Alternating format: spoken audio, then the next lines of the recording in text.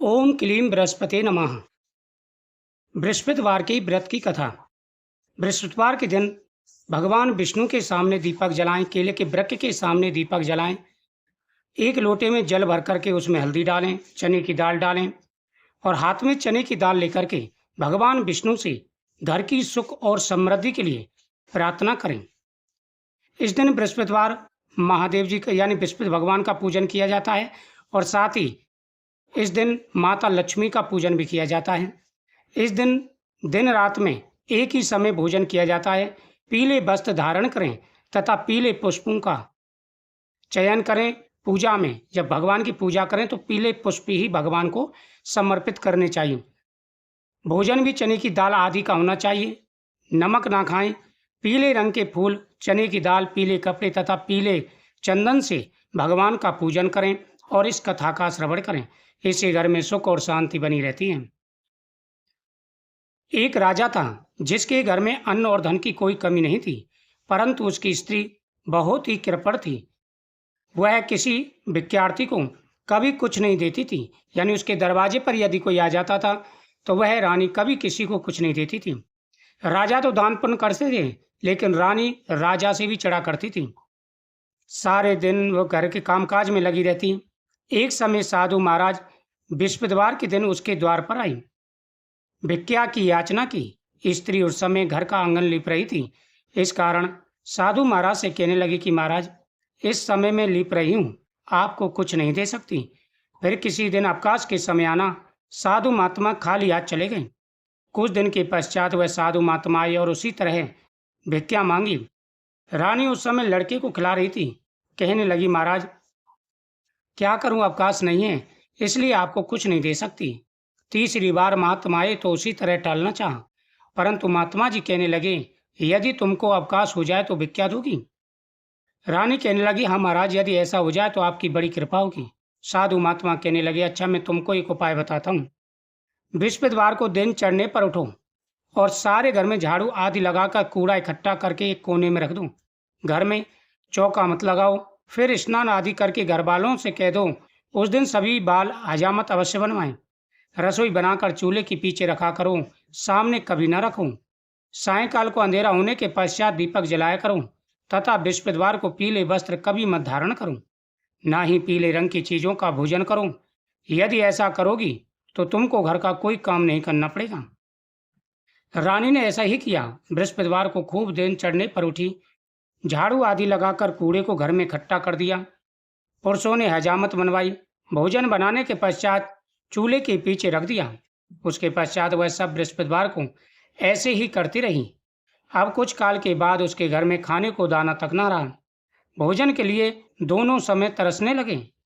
राजा रानी से कहने लगा कि रानी, तुम यहाँ पर रहो, मैं दूसरे देश को जाऊँगा, क्योंकि यहाँ पर मुझे सभी जानते हैं, इसलिए कोई कार्य नहीं कर सकता। देश चोरी परदेश भीख बराबर है। ऐसा कहकर के राजा परदेश चला गया। वहाँ जंगल में जाता, लकड़ी काट कर लाता, शहर में बेचता। इस प्रकार अपने जीवन को व्यतीत करने लगा। राजा के घर रानी और दासी दुखी रहने लगे। किसी दिन भोजन मिलता और किसी दिन पानी पीकर रह जाते। एक बार जब रानी और दासी को 7 रोज बिना भोजन के व्यतीत हो गए तो रानी ने अपनी दासी से कहा, हे दासी, यहाँ पास के नगर में मेरी बहन रहती है, वह बड़ी धनवान है, इस कारण तू उसके पास जा और वहां से 5 शेर बेजल ला, जिससे कुछ समय के लिए तो गुजर हो जाएगी। इस प्रकार रानी की आज्ञा मानकर दासी की बहन उसके पास गई। रानी की बहन उस समय पूजा कर रही थी, क्योंकि उस रोज बृहस्पतिवार था। जब दासी ने रानी की बहन को देखा तो वह बोली, हे रानी, मुझे तुम्हारी बहन ने भेजा है, मेरे लिए 5 शेर बेजड़ दे दो। इस प्रकार दासी ने कई बार कहा, परंतु रानी ने कुछ उत्तर नहीं दिया, क्योंकि वह उस समय बृहस्पतिवार के व्रत की कथा सुन रही थी।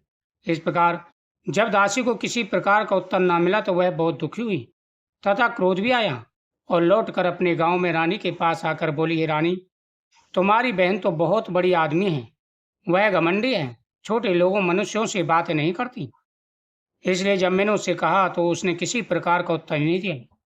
उसका कोई दोष नहीं, जब बुरे दिन आते हैं तब कोई सहारा नहीं देता। अच्छे बुरे का पता आपत्ति काल में ही लगता है। जैसी ईश्वर की इच्छा होगी वह होगा। यह सब हमारे भाग्य का दोष है। उधर उस रानी की बहन ने देखा कि मेरी बहन की दासी आई थी, परंतु मैं उससे नहीं बोली। इससे वह बहुत दुखी हुई होगी। यह सोचकर कहानी को सुन और भगवान विष्णु का पूजन कर वह अपनी बहन के घर चल दी और जाकर के कहने लगी, बहन, मैं बृहस्पतिवार की व्रत कथा सुन रही थी। तुम्हारी दासी गई, परंतु जब तक कथा होती है तब तक ना उठते हैं और ना ही बोलते हैं। मैं ना बोली। कहो, दासी क्यों गई थी? रानी बोली, बहन, हमारे अनाज नहीं था। वैसे तुमसे कोई बात छुपी नहीं है। इस कारण मैंने दासी को तुम्हारे पास 5 सेर बेजल लेने के लिए भेजा था। रानी बोली, बहन देखो, बृहस्पति भगवान सबकी मनोकामना पूर्ण करते हैं। शायद तुम्हारे घर में अनाज रखा हो। इस प्रकार के वचन रानी ने सुने तो वह घर के अंदर गई और वहां उसे एक गड़ा बेजर का मिला। तब वह रानी और दासी बड़ी प्रसन्न हुई। दासी कहने लगी, रानी देखो, वैसे हमको भोजन नहीं मिलता तो हम रोज ही तो व्रत करते हैं। अगर इनसे व्रत की विधि पूछ ली जाए तो हम भी व्रत करेंगे। पता नहीं भगवान बृहस्पति देव हमारे दिनों को फिर से वापस अच्छा कर दें। तब उस रानी ने अपनी बहन से पूछा कि बृहस्पतिवार के व्रत की कहानी कैसी है तथा यह व्रत कैसे करना चाहिए। रानी की बहन ने कहा, बहन, गुरु भगवान के व्रत में चने की दाल मुनक्का से विष्णु भगवान का केले की जड़ में पूजन करें, दीपक जला में पीला भोजन करें, कहानी सुनें। इस प्रकार करने से गुरु भगवान प्रसन्न होते हैं। इस दिन घर में तामसिक भोजन ना बनाएं, सिर ना धोएं, इस बात का ध्यान रखें। अन्न पुत्र धन देते हैं, मनोकामना पूर्ण करते हैं। इस प्रकार से रानी और दासी दोनों ने निश्चय किया, बृहस्पति भगवान का पूजन अवश्य करेंगे। 7 रोज बाद जब बृहस्पतिवार आया तो उन्होंने व्रत रखा। घुड़साल में जाकर के चना गुड़ बीन लाई तथा उसकी दाल से केले की जड़ का तथा विष्णु भगवान का पूजन किया। अब पीला भोजन कहाँ से आए? बेचारी बड़ी दुखी हुई, परंतु उन्होंने व्रत किया। इस कारण गुरु भगवान प्रसन्न हुए और 2 थालों में सुंदर पीला भोजन लेकर आए। दासी को देकर बोले, हे दासी, यह तुम्हारे और रानी के लिए है, भोजन करो। दासी भोजन पाकर बड़ी प्रसन्न हुई। रानी से बोली, भोजन कर लो। रानी को इस विषय में कुछ पता नहीं था, इसलिए वह बोली, अरे दासी, तू ही भोजन कर, क्यों व्यर्थ में हमारी हंसी उड़ाती है। दासी बोली, एक महात्मा भोजन दे गए हैं। रानी कहने लगी, वह तेरे लिए दे गया है, तू ही कर। दासी कहने लगी, वह महात्मा हम दोनों के लिए 2 थालों में पीला भोजन दे के गए हैं, इसलिए हम और तुम दोनों साथ ही साथ भोजन करेंगे। इस प्रकार रानी और दासी दोनों ने गुरु भगवान को नमस्कार करके भोजन आरंभ किया तथा वह प्रत्येक बृहस्पतिवार को गुरु भगवान का व्रत व पूजन करने लगे। भगवान बृहस्पति की कृपा से फिर रानी और दासी के पास काफी धन हो गया। रानी फिर आलस करने लगी। तब दासी बोली, देखो रानी, तुम पहले भी इसी प्रकार आलस किया करती थी, तुम्हें धन रखने में कष्ट होता था, इस कारण हमारा सारा धन नष्ट हो गया था। इस धन को शुभ कार्यों में लगाओ, इससे तुम्हारी प्रसन्नता हुई। रानी ने शुभ कार्य करने प्रारंभ कर दिए। बृहस्पति भगवान की कृपा से रानी और दासी के पास इतना धन हो गया कि वह खूब दान पुण्य करने लगी। रानी ने इस प्रकार कर्म करने प्रारंभ कर दिए, उसका यश फैलने लगा। रानी और दासी विचारने लगी, ना जाने राजा किस प्रकार से होंगे, उनकी कोई खबर नहीं है। गुरु भगवान से उन्होंने प्रार्थना की। तब भगवान ने रात्रि में राजा को सपने में कहा, राजन, उठ, तेरी रानी तुझे याद करती है, अपने देश को चलो। राजा प्रातःकाल उठा और विचार करने लगा। स्त्री जाति खाने और पहनने की संगनी होती है, पर भगवान की आज्ञा मानकर वह अपने नगर के लिए चलने को तैयार हुआ। इससे पूर्व जब राजा परदेश चला गया तो प्रतिदिन जंगल में से लकड़ी बीनकर लाने लगा और उन्हें शहर में बेचकर अपने दुखी जीवन को कठिनाई से व्यतीत करने लगा था। एक दिन राजा दुखी होकर पुरानी बातों को याद करके रोने लगा।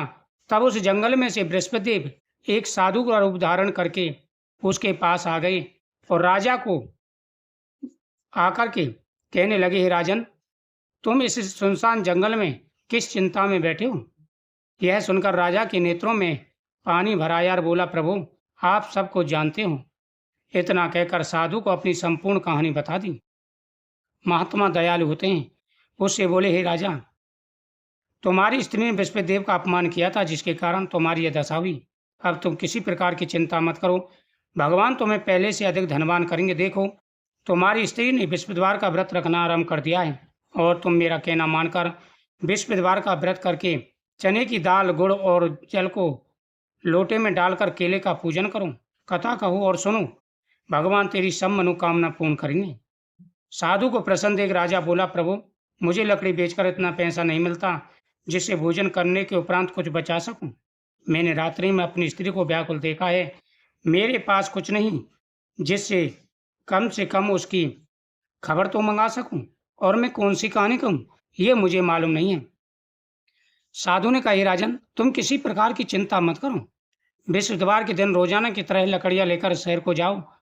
तुमको उस दिन से दूना धन प्राप्त होगा जिससे तुम भले भांति भोजन कर लोगे तथा बृहस्पति देव की पूजा का सामान भी आएगा। और कहानी इस प्रकार से है। प्राचीन समय की बात है, एक ब्राह्मण था। ब्राह्मण भगवान की पूजा पाठ किया करता था, लेकिन उसकी स्त्री मलिनता के साथ रहती। वह बहुत समझाता लेकिन उसके कुछ पल्ले नहीं पड़ता था। कुछ समय के बाद भगवान बृहस्पति की कृपा से ब्राह्मण के घर कन्या ने जन्म लिया। कन्या धीरे धीरे बड़ी होने लगी। कन्या के अंदर अनेक प्रकार के गुण आने लगे। वह भी विष्णु भगवान का पूजन करने लगी। अपने पिता के साथ ही विष्णु भगवान का पूजन करती। पाठशाला जाती तो अपनी मुट्ठी में जौ भरकर ले जाती, पाठशाला के मार्ग में डालती जाती और लौटकर बीन लाती थी, क्योंकि वह जौ सोने के हो जाते थे। एक दिन बालिका सूप में सोने के जौ को फटक के साफ कर रही थी। पिता ने कहा, बेटी सोने के जौ को फटकने के लिए सोने का ही सूप होना चाहिए। कन्या ने व्रत रखा और बृहस्पति देव से प्रार्थना करके कहा, प्रभु मैंने अगर सच्चे मन से आपकी पूजा की है तो मुझे सोने का सूप दे दो। बृहस्पति देव ने उसकी प्रार्थना स्वीकार कर ली। वह रास्ते में लौट रही थी तो रास्ते में सोने का सूप मिला।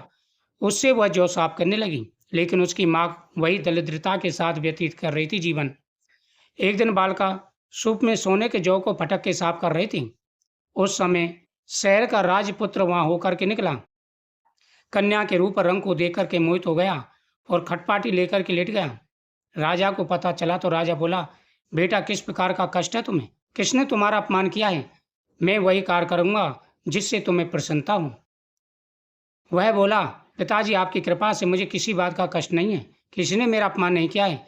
मैं उस लड़की से विवाह करना चाहता हूँ जो सोने के सूप में सोने के जौ को फटक के साफ कर रही थी। राजा बोला, बेटा इस तरह की कन्या का पता तुम ही लगाओ, उसके घर का पता लगाओ, मैं तुम्हारे साथ उसका विवाह अवश्य कर दूंगा।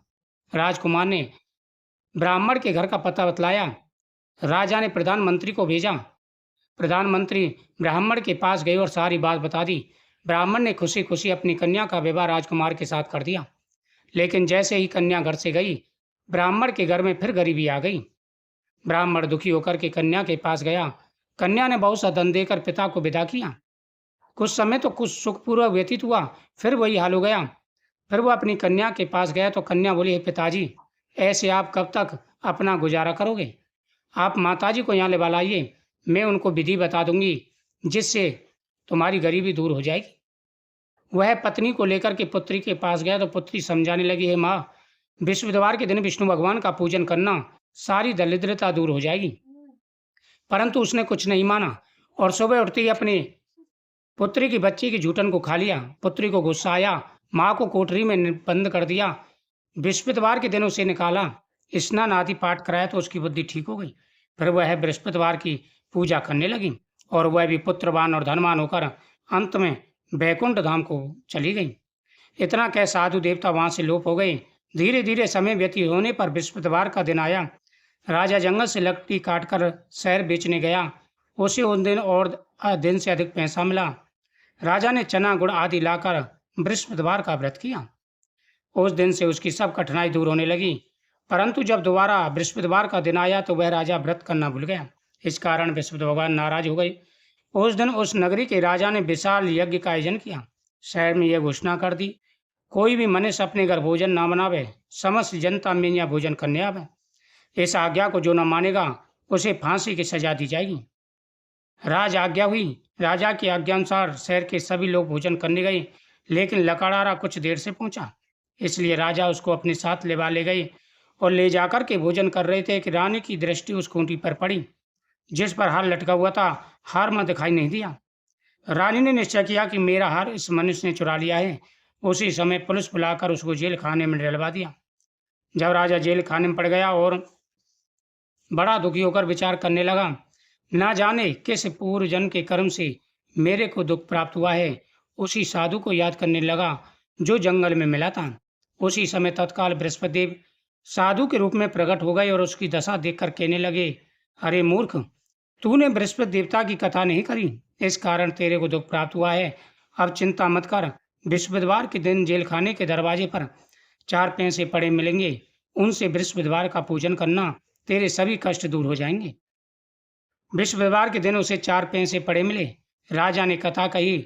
उसी रात्रि को बृहस्पति देव ने उस नगर के राजा को सपने में कहा, राजन, तुमने जिस आदमी को जेल खाने में बंद कर दिया है वह निर्दोष है, उसे छोड़ देना। रानी का हार उसी खूंटी पर लटका हुआ मिलेगा। अगर तू नहीं छोड़ेगा तो मैं तेरे राज्य को नष्ट कर दूंगा। इस प्रकार की रात्रि को स्वप्न को देखकर राजा प्रातः काल उठा, खूंटी पर हार को देखकर लकड़हारे को बुलाकर क्षमा मांगी तथा राजा को सुंदर वस्त्र भूषण देकर विदा किया। राजा जब नगर के निकट पहुंचा तो उसे बड़ा ही आश्चर्य हुआ। नगर में पहले से अधिक बाग, तालाब और बहुत से कुएं बन गए, धर्मशालाएं बन गई, मंदिर बन गई। राजा ने पूछा, यह सब किसका बाग और धर्मशाला है? तो नगर के लोग कहने लगे, यह सब रानी और दासी का है। तो राजा को क्रोध आया और आश्चर्य भी हुआ। जब रानी ने खबर सुनी राजा आ रहे हैं तो दासी को दरवाजे पर खड़ा कर दिया। दासी राजा को लेकर के आई। राजा ने अपनी तलवार निकाली और पूछने लगा, यह इतना धन तुम्हें कैसे प्राप्त हुआ है? उसने कहा, स्वामी, यह सब बृहस्पति देव भगवान की कृपा है। राजा ने निश्चय किया कि 7 रोज बाद तो सभी बृहस्पतिवार का पूजन करते हैं, मैं रोजाना बृहस्पतिवार की पूजा किया करूंगा। अब हर समय राजा के दुपट्टे में चने की दाल बंधी रहती। एक दिन राजा ने विचार किया, चलो अपनी बहन के यहाँ हुआ में। इस तरह निश्चय कर राजा घोड़े पर सवार होकर अपनी बहन के यहाँ चलने लगा। कुछ आदमी मुर्दे को लिए जा रहे थे। राजा उनसे बोला, भैया तुम मेरी बृहस्पतिवार की कथा सुन लो। वह बोले, लो, हमारा तो आदमी मर गया है, इसको अपनी कथा की पढ़िए। परंतु कुछ आदमी बोले, अच्छा कहो, हम तुम्हारी बृहस्पतिवार की कथा सुनेंगे। राजा ने दाल निकाली, कथा कहने लगा। कथा आदि हुई, मुर्दा हिलने लगा। कथा समाप्त होते ही राम राम कह के खड़ा हो गया। आगे मार्ग में किसान खेत में हल चलाता मिला। उससे बोला, भैया तुम मेरी बृहस्पतिवार की कथा सुन लो। किसान बोला, मैं जब तक तेरी कथा सुनूंगा 4 अरैया जोत लूंगा, जा अपनी कथा किसी और को सुनाना। राजा के हटते ही बैल पछाड़ खाकर गिर गई और किसान के पेट में बड़ी जोर से दर्द होने लगा। उस समय उसकी माँ रोटी लेकर के आई। बेटे से सारा हाल पूछा तो बेटे ने सारा हाल बता दिया। बुढ़िया दौड़ी दौड़ी घुड़सवार के पास गई और उससे बोली, मैं तेरी कथा सुनूंगी, तू अपनी कथा मेरे खेत पर चल कर के ना। राजा ने बुढ़िया खेत पर जाकर कथा कही, जिसको सुनकर उसका लड़का ठीक हो गया। बैल भी खड़ी हो गई। अब राजा अपनी बहन के घर पहुंचा। बहन ने भाई की खूब मेहमानी की। दूसरे दिन राजा प्रातःकाल उठा तो देखने लगा सब लोग भोजन कर रहे हैं। राजा ने अपनी बहन से कहा, बहन, ऐसा कोई मनुष्य है जिसने भोजन नहीं किया हूँ, वह मेरी बृहस्पतिवार की कथा सुन ले। बहन बोली, भैया यह देश ऐसा ही है, पहले यहाँ लोग भोजन करते हैं, बाद में अन्य कार्य करते हैं। अगर कोई पड़ोस में हो तो देखा।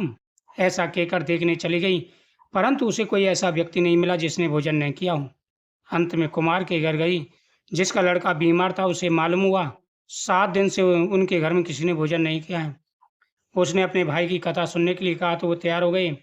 राजा ने जाकर के बृहस्पतिवार की कथा कही, जिसको सुनकर उसका लड़का ठीक हो गया। अब तो राजा की प्रशंसा होने लगी। राजा ने अपनी बहन से कहा, बहन, हम अपने घर को जाएंगे, तुम भी तैयार हो जाओ। राजा की बहन ने अपने सास से कहा। सास बोली, हाँ चली जा, परंतु अपने लड़के को मत ले जाना, क्योंकि तेरे भाई की कोई औलाद नहीं है। बहन बोली, भैया मैं तो चलूंगी, कब पर कोई बालक नहीं जाएगा। राजा बोला, जब कोई बालक नहीं जाएगा तब तुम ही क्या करोगे। बड़े दुखी मन से राजा नगर को लौट आया, खटपाटी लेकर के लेट गया। रानी बोली, स्वामी क्या बात है? उसने कहा, हम निर्वंशी राजा हैं, हमारा मुंह देखने का धर्म नहीं है। रानी बोली, स्वामी, बृहस्पति देव ने हमें सब कुछ दिया है तो औलाद अवश्य देंगे। उसी रात को बृहस्पति देव ने राजा को स्वप्न का, राजन उठ, सोच त्याग दे, तेरी रानी गर्भ से है, बहुत जल्दी तुम्हें संतान की प्राप्ति होगी। कुछ समय बाद राजा के 2 पुत्र हुए। तब राजा रानी से कहने लगा कि स्त्री बिना खाई रह सकती है, बिना कहीं नहीं रह सकती। जब मेरी बहन आवे तो मुझसे कुछ मत कहना। राजा की बहन ने शुभ समाचार सुना, बधाई लेकर भाई के यहाँ आई। तभी रानी ने कहा, घोड़ा चढ़कर नहीं आई, गधा चढ़ी आई। राजा की बहन बोली, भाभी मैं इस प्रकार ना कहती, तुम्हें औलाद कैसे मिलती।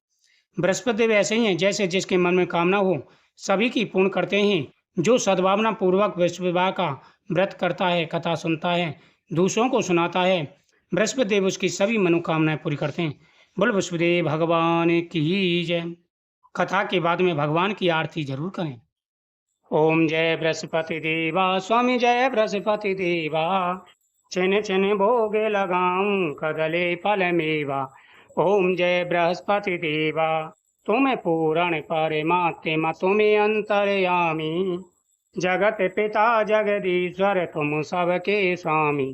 ओम जय बृहस्पति देवा चरणामृत नज निर्मल सब पातके हरिता, सकल मनोरथ दायक कृपा करो वरिता। ओम जय बृहस्पति देवा तन मन धन अर्पण कर, जो जन शरण पड़े प्रभु स्वयं प्रगटे होकर आकर द्वारे खड़े। ओम जय बृहस्पति देवा दीन दयाल दयानिधि भगतन हितकारी, पाप दोष सब हरता भव बंधन हारी। ओम जय बृहस्पति देवा सकल मनोरथ दायक सब संशय टारी, विषय विकार मिटाओ संतन सुखकारी। ओम जय बृहस्पति देवा जो कोई आरती तेरी प्रेम सहित गावे, जेठानन आनंद सो निश्चय फल पावे। ओम जय बृहस्पति देवा बोल विष्णुदेव भगवान की जय।